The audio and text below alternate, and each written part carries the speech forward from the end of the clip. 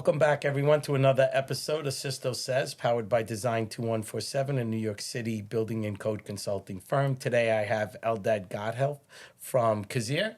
Eldad, pleasure. It's a real pleasure. I'm really happy to be here. Appreciate the opportunity. Thank you. So Eldad, we chatted a little bit.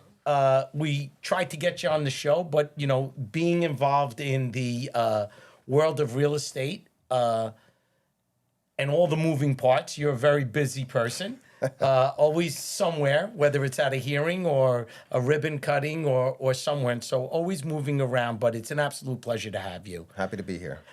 So today, one of the hot topics that right now we're getting a lot about is, tell us a little bit about what you do at Kasirer's office, in the real estate section, which is where you are, and what your day-to-day looks like and what you're really involved in, so the audience gets an understanding as we get into some of the questions about what we're going to talk about. Sure. So Kasirer is a government relations and lobbying firm.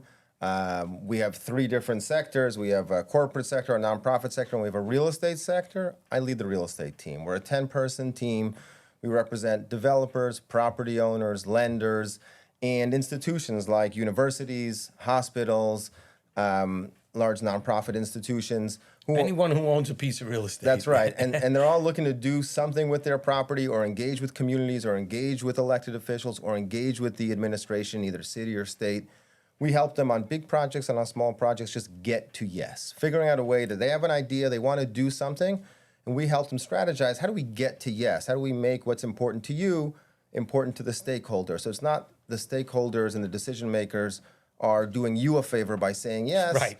They're doing themselves a favor by saying yes to a project that will advance their priorities. And our job is to help align the priorities of the project with the priorities of the decision makers. And a key word there that I've learned from this show, from many guests, is partnering. Mm-hmm. And I think that sometimes in our industry, everyone forgets, us included, as code consultants, as zoning consultants, that everything works great when you have an idea and both sides become true partners. 100%. What we do, we act as sort of translators between the public sector and the private sector. Right. Yes, we represent private sector clients, but without the public sector, they can't do what they want to do. Correct. Each side needs each other, but sometimes they have a hard time talking to each other, or they're speaking different languages, or they're operating on different timelines, on different schedules, right? Our clients are always saying to me, how quickly can I get it done? Our entire business is based on speed. Right, and the public sector doesn't operate on the same timeline. It's not that they're not trying to get things done, it's that they have lots of pressures pulling them in different directions, and there's always staffing challenges within the city and state agencies. Of course. Guests in the past have been on, right? And Nicole Campo was on, and we talked about what it takes to make these changes.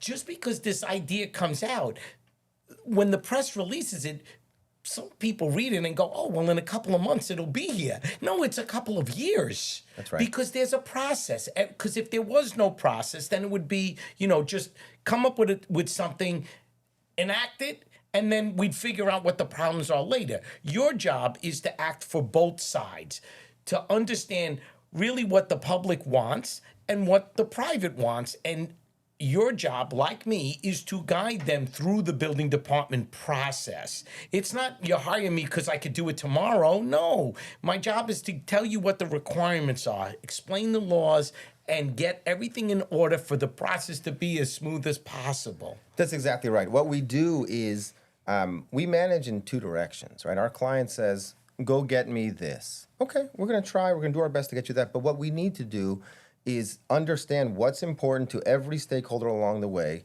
How do we build a coalition so that you're not the only one advocating for this? Are there unions or community groups or a nonprofit or a neighborhood organization that can benefit from this as well? How do we pull them in so that they're advocating for you also? And we have to listen. It's a long process. The communities want something, the elected officials want something else, the admin wants something. We have to listen and we have to make adjustments to our own proposal. So I'm kind of managing in both directions so that we craft ultimately a project that is more desirable to more people and has a better opportunity to get to yes. You know, we do all this work just to get to yes, so then you can even build the project. Right. People think instantly, I'm just going to build a project. Well, we can't jump to that stage right away. There's a lot of work that leads up to it. And a difficult balancing act.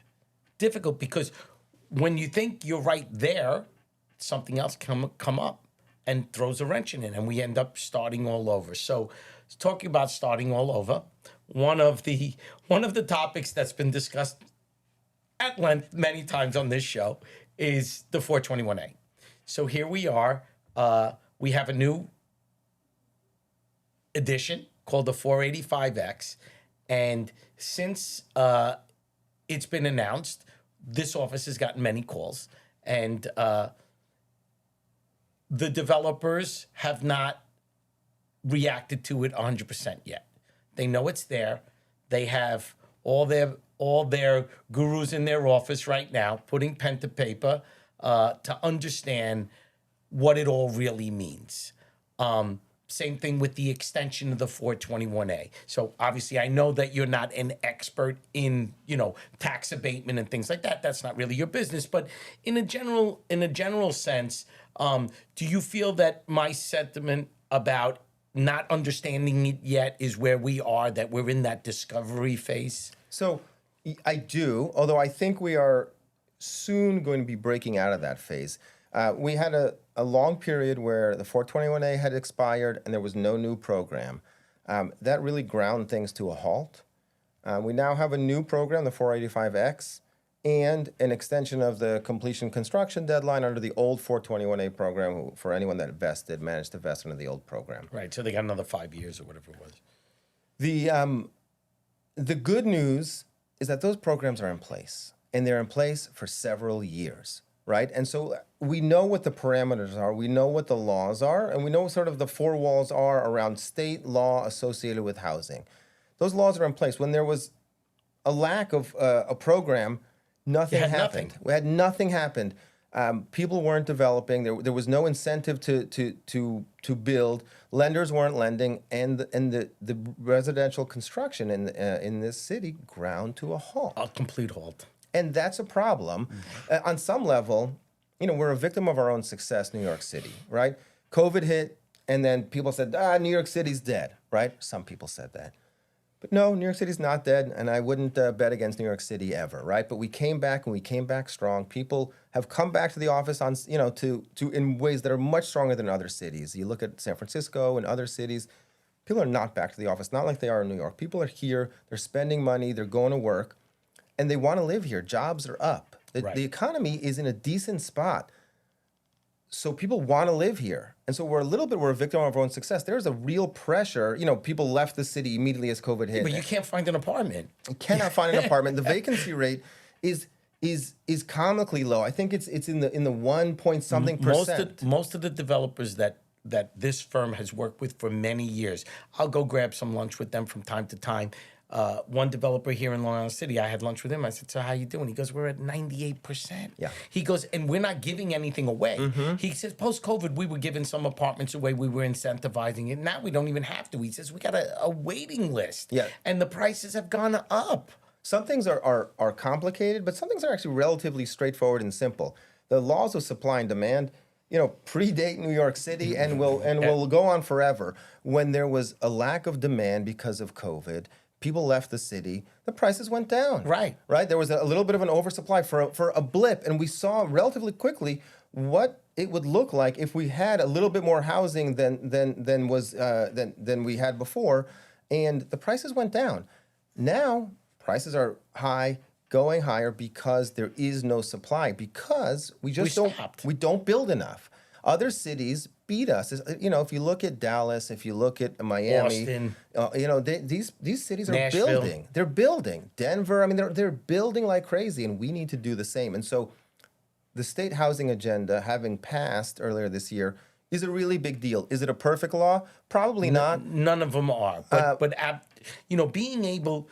One of the things that we spoke about off air, and we went back to the partnering, mm-hmm. right? So when they did the 421A, there were people that the original one, 2013, right? When the first ones we, oh, this is terrible, but okay. Then we get the next one, oh, this is but after it comes out, now that we have the framework, right? And you made a great point. The framework is there. In the next several months, that framework has structure to it, and developers will adapt to it. But without any framework, with no programs, with no partnering available, the city now and has always known without it, nobody's going to build here. They're going to leave. They go to New Jersey. They went to Jersey City. They what they should have been building here, they were building there. And on my second show with Lou Madigan, I said, Lou, what's the future of New York City? And he turned around and he said, Jersey City. And he was right. It was 2 years ago because there was no programs here. And his development team had assets that they could use, and they had money available, and they had lending available, and they said, just go find sites, but don't build in New York City. Yep. Go somewhere else. So I think that you are 100% right. I think that for all of us, I think we're relieved that there is a structure and a base. Is it perfect? Probably not. Nothing's perfect. But I think we're going to start to see some movement.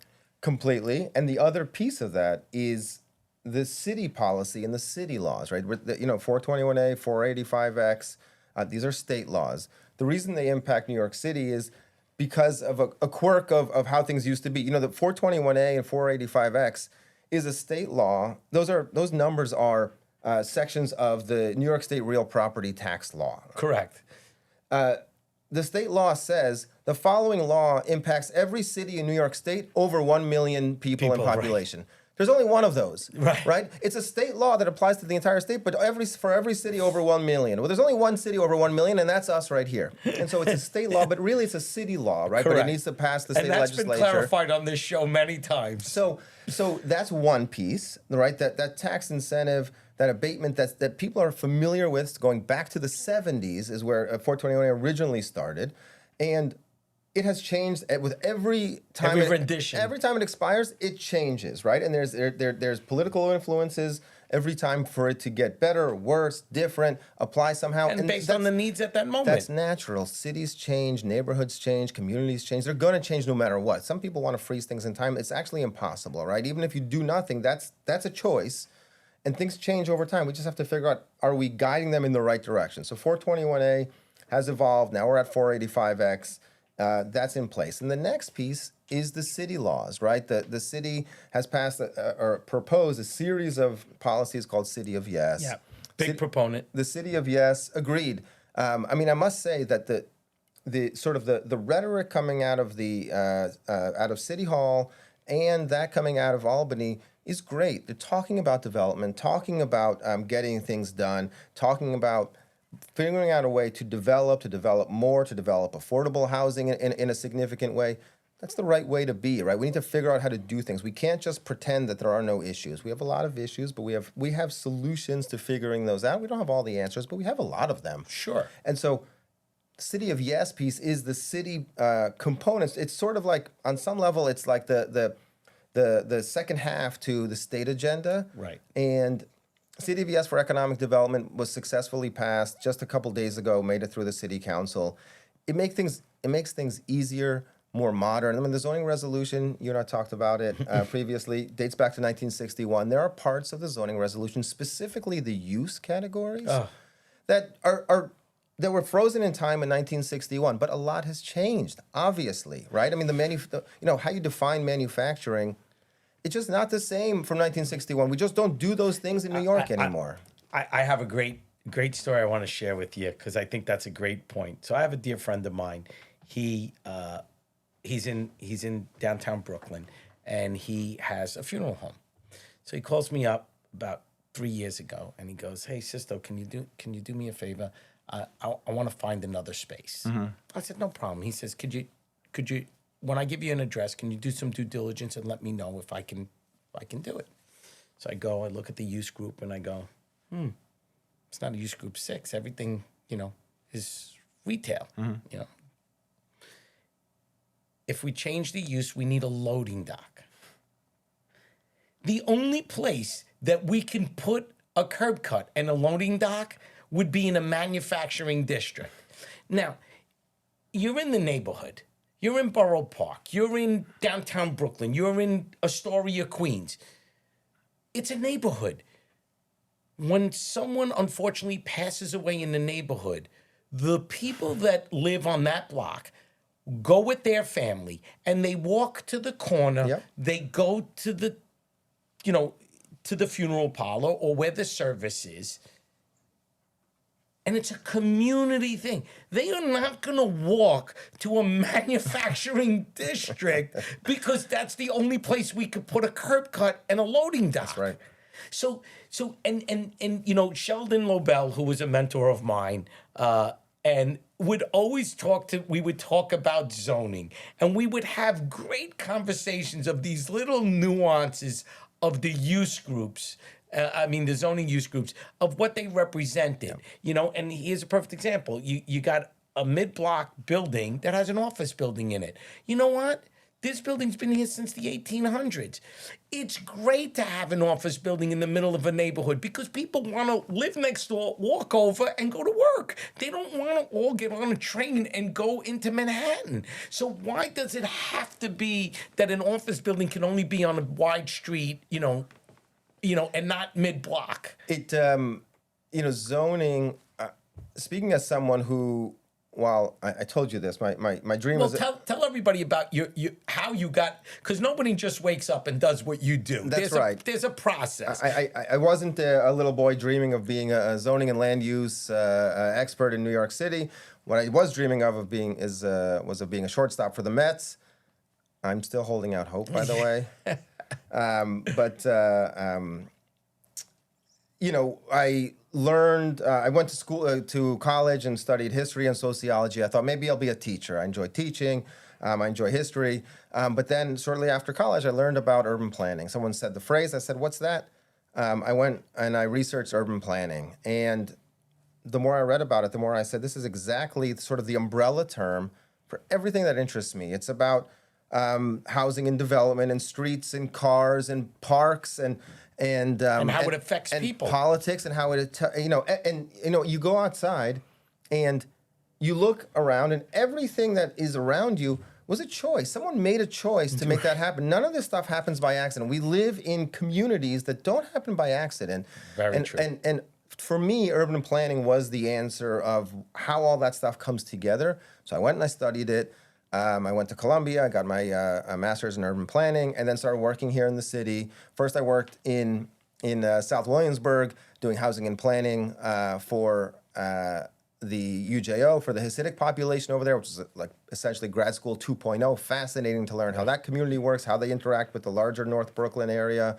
And went to work at a law firm doing zoning and land use work, and found my way to Kasirer, switching slightly to the more political side of things, but all these things work together. They're still together. And to me, it took me several years into my career because I studied zoning and land use and the politics of it so closely. I mean, I've been thinking about New York City and the development of New York City every day since September 2002 when I started grad school, right? Every day, I think about it all the time, but the people that we deal with don't think about it like that, and they certainly don't think about zoning and land use. In fact, when people called us with a problem with zoning, the truth is they don't care about zoning. Zoning is an obstacle for them to get to their goal. And on this show, we always talk about, zoning and codes are there to protect the neighborhoods. It's there to protect the people people that walk on the streets, people that live in the buildings, the people that work in the buildings. So the show is always about being a big proponent that if you could only imagine where there is no zoning. One of the greatest lines that I ever heard mid-career was a gentleman developer who developed here in New York City. And before he came to New York City, he came from Long Island. And I'll never forget what he told me. He said, I can't wait to get to New York City. I go, is there something wrong with you? And he goes, no. He goes, you know why? He goes, because I'm a practical man. He said, I go to a piece of property, I look at it, and it's got a train here, it's got a highway there, and there's this big piece of an island called Manhattan over here. He goes, I look at it, it's 20,000 square feet. I call you up, you go to a book, and you can tell me without a doubt that I could build 20,000 times this number with this envelope with these setbacks.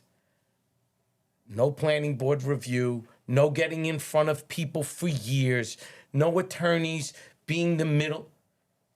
Is it a process to get there? He goes, but New York City, those volumes of those books for people like me who want to build in those parameters is an amazing place, and there's no other place like it in the world. 100%. The idea of as-of-right zoning, if you step outside New York, and to us it almost seems like it's obvious, but you step outside New York and it's just not like that. It's not. They have zoning, but then it's just nothing's as-of-right. You need to get planning board approval, zoning board approval, all that.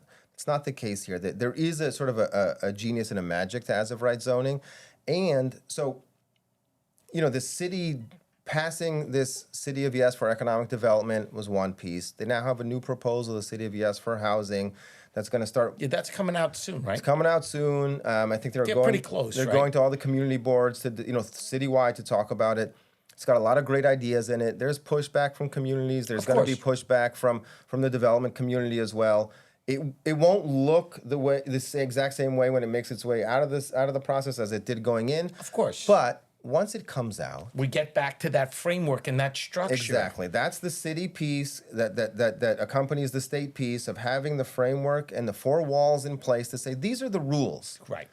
Now go figure it out. Industry, public sector, communities, go figure it out because there's no more questions. We were kind of in this interim period where we didn't have all the rules in place and nothing happened. Right. And now we're in a place where we have the state piece in place. The city piece is a few months from now will be in place. One way or another, there's going to be some new rules in place. Some of the ideas in City of Yes for housing are great. There's a UAP which adds 20% bump for if you essentially citywide, if you're going to provide additional affordable housing. That's great. It just gives some more flexibility. Sure. They're proposing to take away the parking mandates. That's going to be controversial in a lot of the outer boroughs and deeper in some of these communities that really rely on cars. But that's going to be interesting. And truthfully, it's the direction we need to be heading in. We'll see how that shakes out. They're doing away with off-site inclusionary housing. Right. They're phasing that out over 10 years, which is smart. So it's not overnight. We have an opportunity to adjust. From a planning perspective, it's very interesting. We need to understand what impact that is going to have on the market, the practical impact. Does that stop people from doing some affordable development? There are potential unintended consequences in some of this, and that's the purpose of sort of airing out these ideas. Let people have their say. It's the whole purpose of public processes is to see how it affects different aspects of the community. We'll see how that plays out. But at the end of the day, there's going to be some new laws in place. I'm optimistic about that because it gives us an opportunity to sort of move forward in a way that has some certainty that the development community, the lending community is and the desperate lending for community certainty. is a big part of this. It's huge. The lending community. Without lending, you can't build. It's just not that easy.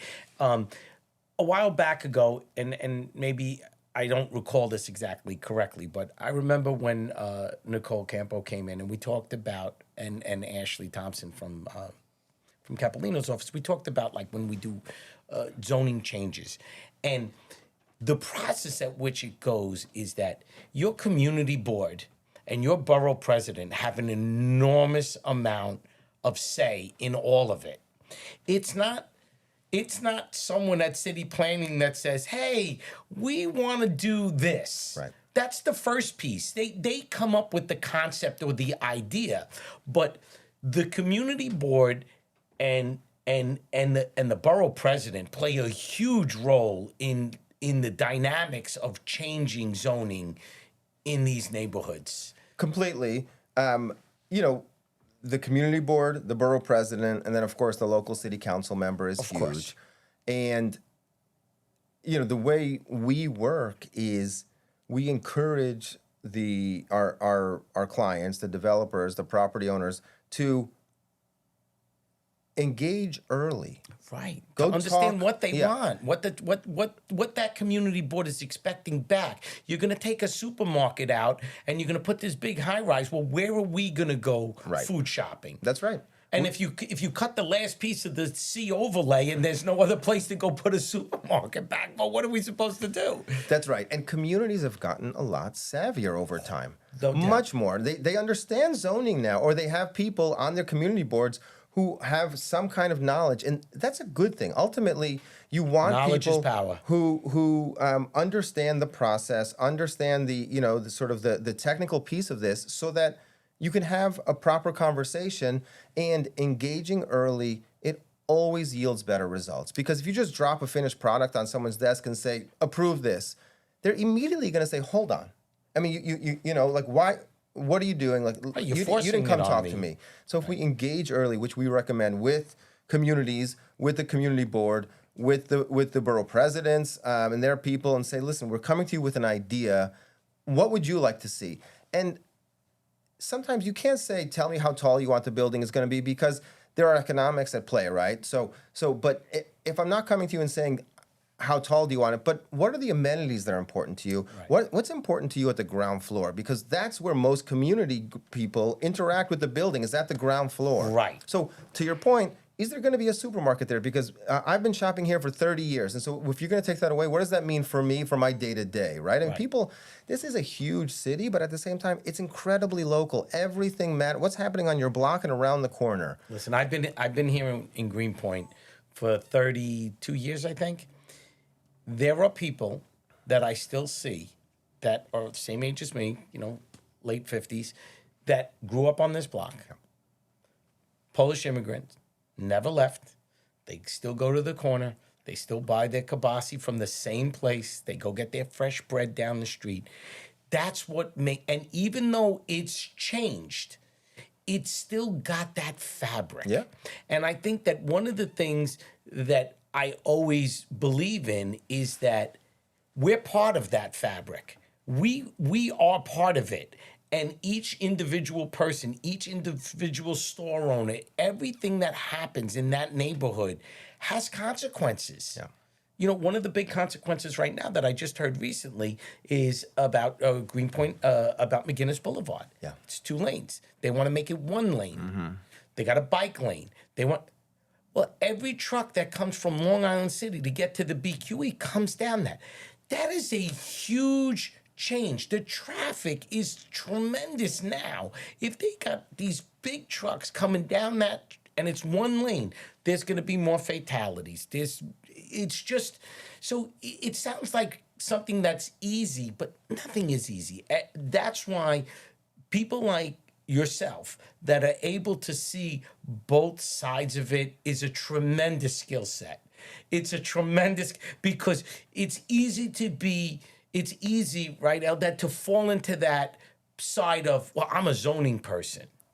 And it's easy to fall into the side, well, I really want what's best for the community. But you have to be able to hear the arguments around it and go back to your developer and say, look, they made a valid point. You doing this really doesn't look so great. It doesn't make sense for the neighborhood. I think this is something you would want to reconsider. And then you got to go back to the community board and say, look, they reconsidered that. I think this is a little harsh. Can you help us here? So, you know, one of the things that we talked about with the producers, I did someone asked me one time to define myself of what I do. And I said, you know, I'm a nurse. And the person goes, a nurse?